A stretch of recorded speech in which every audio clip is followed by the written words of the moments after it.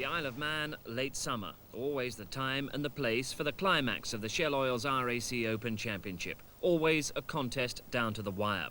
Of the three remaining contenders for the title, Jimmy McRae was in the driving seat, in more ways than one. McRae, the championship leader, ponders the tactics. I don't know, it's very difficult because we have a championship to think of. I think Mark will be the man. I think he's got nothing to lose and everything to gain, so I think he'll go for it. But it depends what's happening in the rest of the field, especially with Malcolm Wilson and Pentti Arikila. Pentti Arikila, contender number 2. Well, I think, quite frankly, that even if we win and Jimmy still goes well, he's going to win the championship. So we can't really win the championship by winning this rally. But on the other hand, if we drop out from the rally, say very early from the rally, then we will lose the championship, that's sure. So we have to finish to win the championship. So that's definitely the aim. Contender number 3, Malcolm Wilson, Astra GTE. Well, I see that as a very outside chance really to win the title, and I think obviously Jimmy and Pentti would have to have major problems. If they did retire, I think all we would have to do is obviously finish in the top 10, which I think is quite possible. But then for the event itself, there's a lot of quick Europeans here. And with the rally really being much shorter in the fact that there's not so many different stages, they're not going to be at as big a disadvantage as they've been in probably previous years. So I think we'll see a lot of the foreigner drivers going very quick this year. The best possible finish would not only give McRae the 1988 title, it would give the Scotsman the championship for a record 5th time. He knows the tight lanes of the Isle of Man as well as anyone. It would definitely be a case of not taking unnecessary risks, not breaking the car, not jeopardizing the title. But even that kind of approach can look spectacular.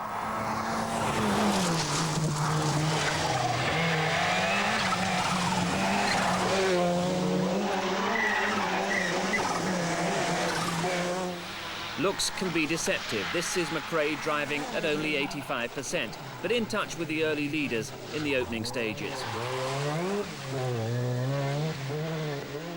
But among those leaders were drivers not so much interested in the Manx for its Open Championship status as for the European Championship points it offered.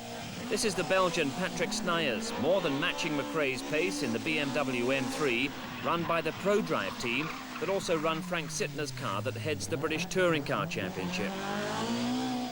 Snijers a leading contender in the European Championship, but this is the European leader, Fabrizio Tabaton, in the Lancia Delta Integrale.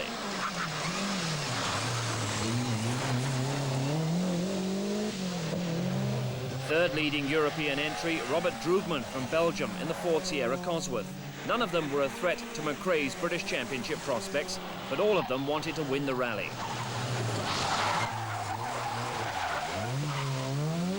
But perhaps none wanted to win as much as Mark Lovell. No championship at stake for him, but a lot to prove.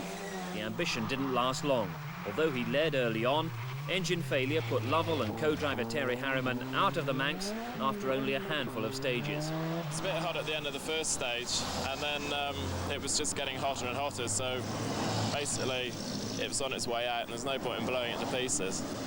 Although it's not mine, this doesn't achieve anything. Great shame. Very bad. Stuffed it to them, you know.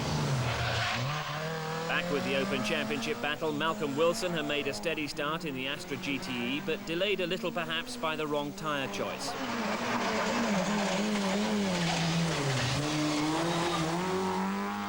Pentti Arikila's tyre problems have been more fundamental, with a puncture seriously delaying him and co-driver Ronan McNamee. Then just as he was fighting his way back into the top 10, another problem. Arikila, having clouted a bank, makes a crab-like passage through the stage, the right rear wheel wanting to head off on a rally of its own. Skillful bit of driving to keep the time loss to a minimum, and the skills of his crew at the next service put matters to rights. Louise Aitken-Walker taking things very gently. Not the neatest corner she's ever driven, but Louise was once again the front-running Peugeot. Phil Collins was the first-day star of last year's Manx, leading the event until he hit a bridge on the second day. He started this year with similar commitment, holding 4th. Commitment was the key word among all the leaders. Dave Metcalfe adding to the smell of burning rubber that hung heavy on the first day. Patrick Snijers had stretched out a lead of 34 seconds over McRae at the end of the first day, and it was easy to see why. Just watch this for a breathtaking display of forceful driving.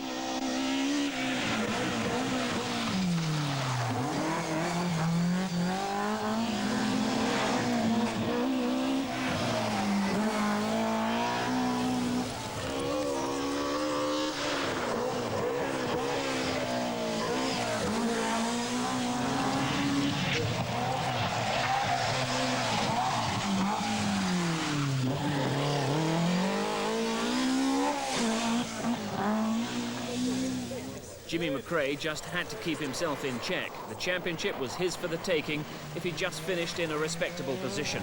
But the Open champion-elect must have been sorely tempted to put his foot down and do battle with the European champion-elect. Droogman was Snijers' nearest European Championship challenger, and he was lying third at the end of the day.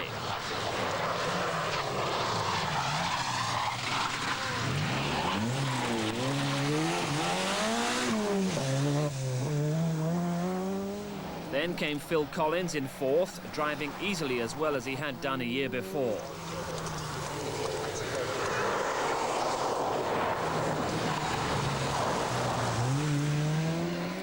This was illustrated by his position ahead of Fabrizio Tabaton in Lancia Delta Integrale, the European Championship leader.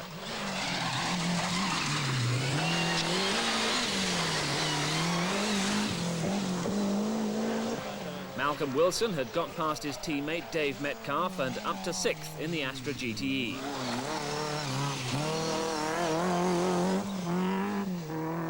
However, if you were looking at the cars and not at the stopwatch, you'd swear that Metcalfe was the faster man.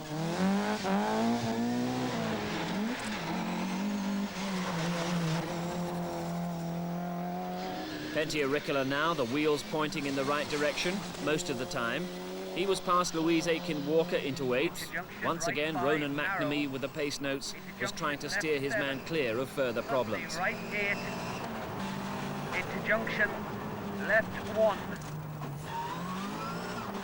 into left 2, into crest, left 1 minus, suddenly left side jump 1, into left 1, and right 1, into right 1 minus. The fate of the championship title was clearly in the hands of McRae, but Auricola hadn't given up hope of a victory that could snatch the title away. 100, right 1 minus, 200, junction left 6 minus, hairpin. Into right 6, 50, right 4 short, and jump 2 into left 3 minus long. Luck wasn't going the way of the Finn though, a puncture and more precious seconds lost.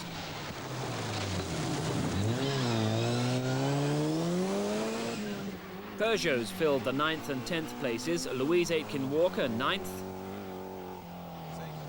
Michael Sundström in the 309 GTI 10th.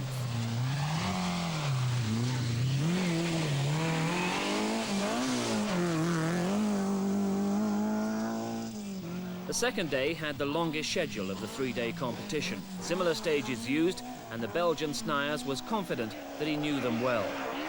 Foreign drivers are generally thought not to enjoy the fast, narrow, twisting tarmac stages so typical of the Manx. Snijers was clearly the exception, and the rest of the field were unable to make any inroads on his lead.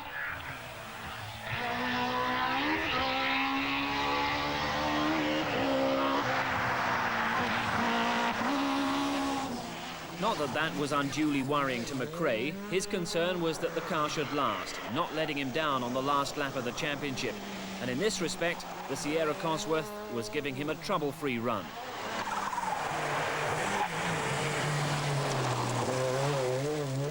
McRae 3 times the winner of the Manx, and if he could pass Snijers, he would equal Tony Pond's record of 4 Isle of Man victories.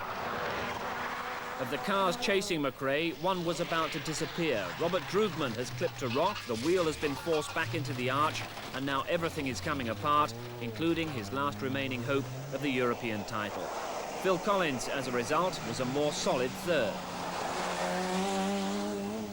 Droogman's demise of great benefit to Tabaton in the European Championship. This the British debut of the Lancia Integrale that has so dominated the World Championship. But on the Manx Day 2, it's giving second best to two Fords and a BMW, and there were occasions when the Astra GTE was matching the pace of the Lancia, especially in the hands of Malcolm Wilson. Wilson 5th, and Dave Metcalf here 6th. But another casualty at this stage was Michael Sundström, out of the event with engine problems.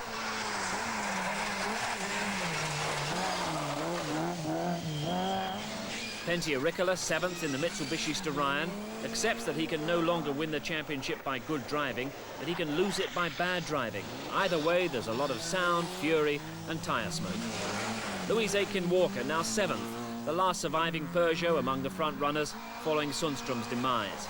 And this is Chris Birkbeck bringing a third Astra into the top 10, 9th place for him. Colin McRae is widely regarded as having the talent and ability of his father, a string of good results and some spirited drives in the Nova. He's probably sick of hearing that all he lacks is the experience of his father. But there's no shortage of youthful exuberance.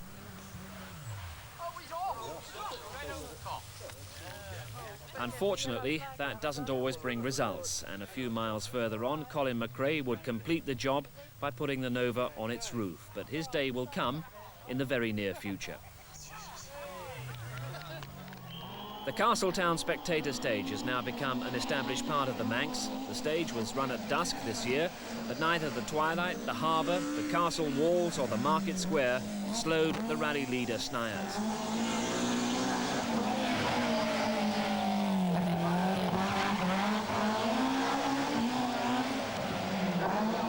This is the last stage of the second day, and McRae was still in touch, but now 44 seconds behind the Belgian.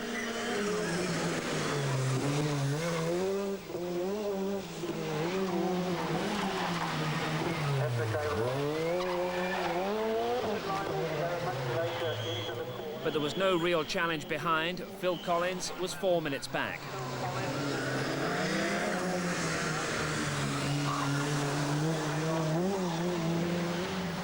And Tabaton, in 4th, seemed content with his second place in the European contest. Then came Wilson in the 16-valve Astra GTE, but Wilson was battling all the way with Ricola, who had now clouted a wall in a rather incident-packed drive that was doing nothing to threaten McRae's championship prospects.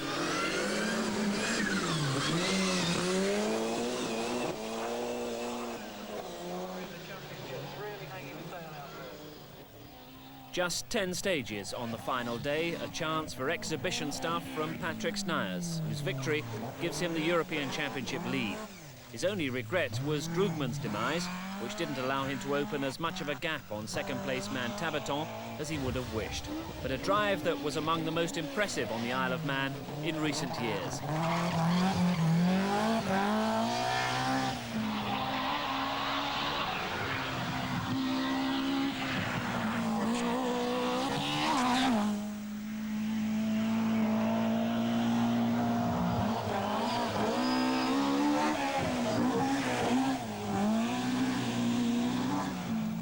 It's been a happy hunting ground for McRae over the years as well. No victory, but a second place that guarantees him the championship, which he'll defend next year at the wheel of a Toyota.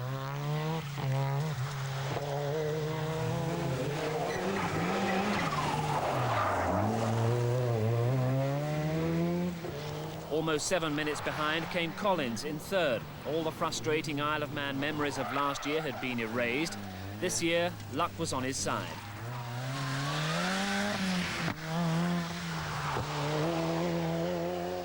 This year, if Collins should stray from the straight and narrow, it wasn't into a brick wall.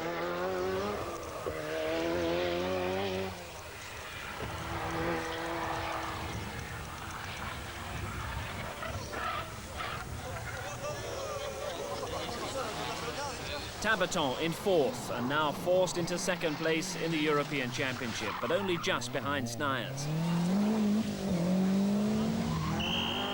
Malcolm Wilson fifth, and behind him teammate Dave Metcalf has gone, crashing out in the closing stages.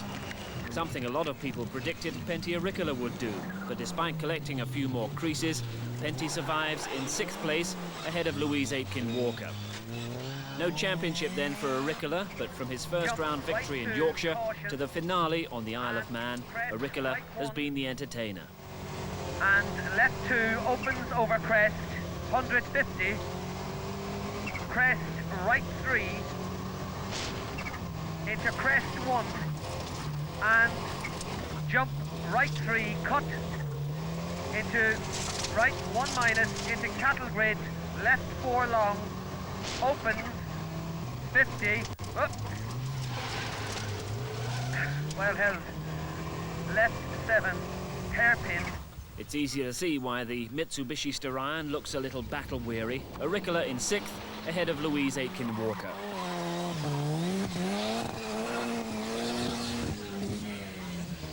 But winner of the Tudor Webasto Manx Rally 1988, Patrick Snijers in the BMW M3, striking a blow for the European Championship in the first year it's become a part of this high-speed event on the Isle of Man. Snijers' victory giving him the championship lead over Tabaton, but only 40 points is the margin, and the issue will be decided on the forthcoming Cyprus Rally. McRae was only 30 seconds behind at the finish, and with Collins 3rd, Tabaton 4th, Wilson 5th and Ricola 6th, 5 different manufacturers in the top 6. McRae's title then, alongside co-driver Rob Arthur, Ricola a fighter to the end, Wilson's 3rd place a reward for consistency and reliability. So the climax of another Shell Oil's RAC Open Championship, McRae's 5th title, and throughout the 80s he's taken on the very best of the opposition and every tough challenge of Britain's premier rally championship.